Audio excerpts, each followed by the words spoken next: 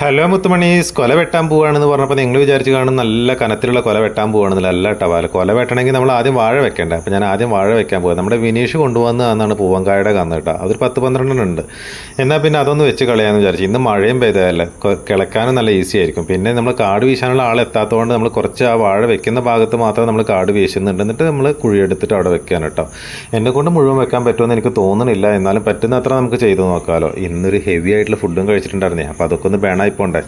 അങ്ങനെ ഞാനൊരു 10 കുഴി എടുത്തിട്ടോ. 10 കുഴി എടുത്തപ്പോഴത്തേക്ക് കുറച്ച് ക്ഷീണമായി. അപ്പോൾ പിന്നെ ഞാൻ വിചാരിച്ചു കൂടുതൽ ടയേർഡ് ആവേണ്ട, നാളെ വേണമെങ്കിൽ ബാക്കി വെക്കാമെന്ന് വിചാരിച്ചു.